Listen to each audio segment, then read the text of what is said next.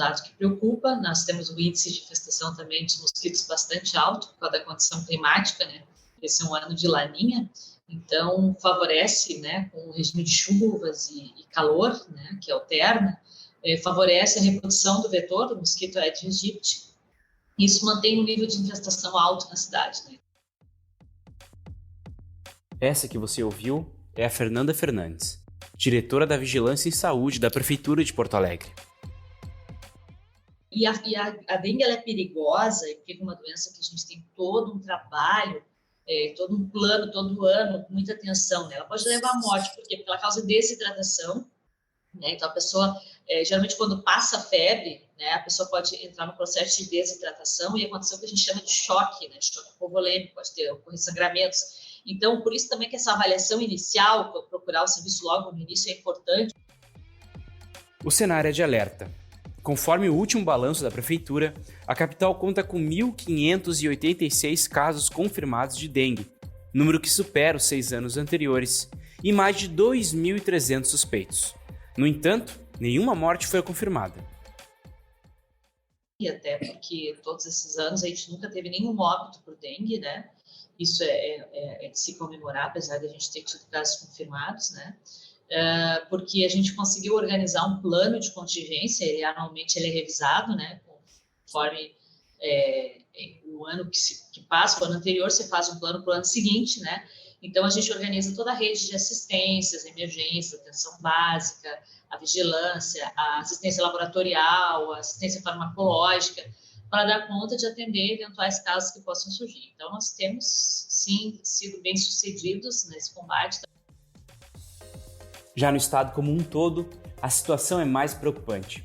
O Rio Grande do Sul registrou, somente neste ano, a notificação de quase 30 mil casos suspeitos da doença, sendo 12.500 desses confirmados. Até agora, 8 pessoas perderam a vida pelo vírus.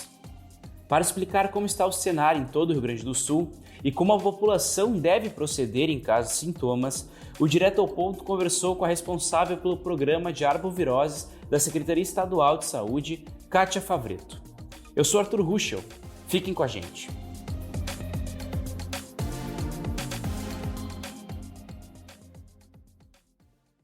Kátia, muito obrigado pela tua disponibilidade para atender o Direto ao Ponto. É um enorme prazer estar conversando contigo. Obrigada pelo convite, agradecer aos ouvintes do Correio do Povo.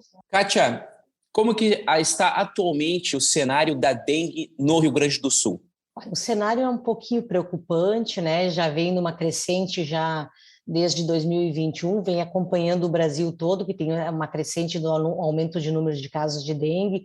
Hoje o estado se mantém em alerta máximo para os casos de dengue, em algumas regiões com maior índice de casos, algumas com menos casos, mas ela é um cenário preocupante sim, porque a gente já teve óbitos no estado, já tivemos 8 óbitos, então isso deixa a assistência e a vigilância em alerta para os aumentos de casos.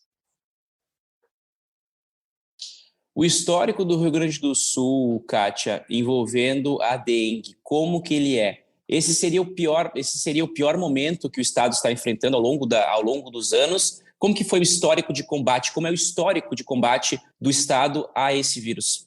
Sim, esse é o pior momento que a gente vive numa série histórica desde 2010, então 2022 ele teve um aumento extremamente expressivo, então, de número de casos, mas ele vem já crescendo desde 2020, 2021, mas ele teve esse aumento sim, então é o nosso pior cenário, é o nosso pior. O ano passado também a gente já teve óbitos, né, 11 óbitos em 2021, esse ano já estamos com 8 óbitos, mas o que a gente espera, né, que agora a partir de maio aconteça um declínio no número de casos, né, que já começa a diminuição nesses casos, que a gente começa a entrar no nosso inverno, então acredito que já venha com uma queda um pouquinho mais expressiva a partir da segunda quinzena de maio. Alguma explicação, Kátia, para esse aumento, especialmente nessa época do ano? O que explica esse aumento comparado a anos anteriores? Por que esse ano está sendo pior? O aumento foi como eu expliquei no início, né? Ele vem acompanhando a tendência nacional, né? O Brasil todo vem vivendo esse aumento, né? A gente também está levando em consideração que a gente veio de 2 anos de pandemia Covid, então a população acabou deixando de fazer algumas medidas ambientais básicas dentro das suas casas, né? Que seria limpezas, retirada de objetos que possam ter a água parada.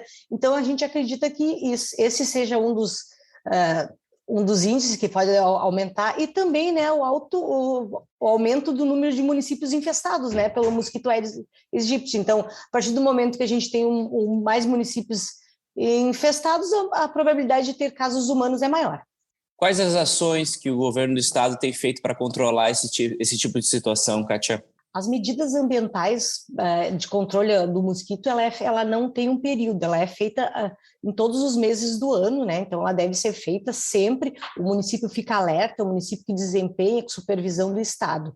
Mas, neste momento mais crítico que a gente vem vivendo, a gente já os municípios fizeram mutirões, dias de combate ao Aedes, foram disponibilizados alertas para a população, notas informativas explicando o que fazer, onde estava concentrado o maior número de casos.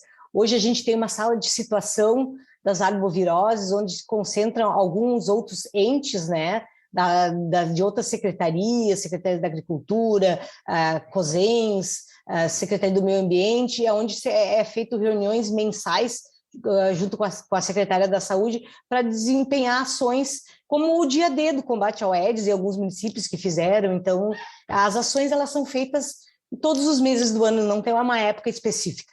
Agora, tu colocaste a parte da população, né? Então, eu sou obrigado a lhe perguntar, para a população que não está acostumada com os sintomas com relação às causas com as causas da dengue, quais são os principais sintomas da dengue e quando a população deve procurar ajuda médica, como que deve proceder nesses casos, se avaliados os sintomas?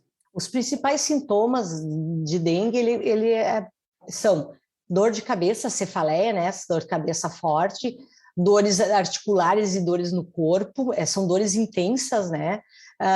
Pode ter náuseas, vômitos, diarreias, dor retroorbital, que é uma dor atrás nos olhos, pode ter manchas no corpo, né, exantema. Então, tudo isso pode aparecer. Quando procurar atendimento médico? A partir do momento que tu sentir algum desses sintomas e achar que for, procure atendimento, não espere esses sintomas agravarem em casa, não se automedique. Procure atendimento médico, o seu médico de preferência, unidade básica, pronto atendimento. Caso achar que não, se for algum horário que o município não tenha unidade básica em funcionamento, procure alguma emergência hospitalar, mas não deixe de procurar, não fique em casa aguardando sintomas agravarem. Então, procure assim que aparecer algum sintoma, sendo principalmente em municípios que já estão com casos confirmados de dengue, procure atendimento o quanto antes. Uma questão importante, Kátia, que a gente vem notando é com relação à questão de vacinação da dengue. Atualmente no Brasil, como que funciona essa questão da vacina da dengue? Existe alguma vacina disponível? E se disponível, como ela é oferecida pelo sistema estadual? Como que isso funciona? Não tem vacina dengue, ela ainda não tem vacina, tá? Ela está em fase de experimento, fase de teste ainda, né? Está sendo monitorada, mas ainda ela não tem uma previsão de ela ser comercializada, não. Então, ela não tem ainda. Não tendo vacina, quais são as precauções que a população deve ter para se combater esse vírus? A população primeiro tem que pensar em si, né? Vamos pensar dentro da nossa casa. A primeira coisa, tem que fazer a própria limpeza dentro de casa, terrenos, pátios, não deixar água parada, não deixar tampinhas, garrafas, tudo que possa acumular água. Tirando isso, vasinhos de flores. A partir do momento que a gente fizer a nossa parte, o poder público pode fazer a parte de ruas, de terrenos baldios, né? Então, isso é uma das partes. Usar repelentes, o indicado pelo seu médico, tem inúmeros no mercado, né? Então pode procurar o seu médico e pedir qual é uma indicação de repelentes. Essas seriam as medidas mais cabíveis nesse momento, realmente. Na real, é a limpeza do ambiente. Kátia, muito obrigado pela tua disponibilidade, um bom trabalho para ti, foi um prazer falar contigo. Prazer foi todo meu, espero que seja útil a nossa conversa. Muito obrigada.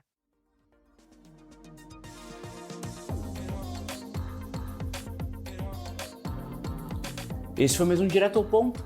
Se você perdeu algum episódio, é só voltar no site do Correio do Povo na aba Podcasts, ou se preferir, nos tocadores de podcasts do seu celular. A apresentação foi de Arturo Ruschel, a edição de som de Aleph Alencar e a coordenação de Brenda Fernandes. Até mais!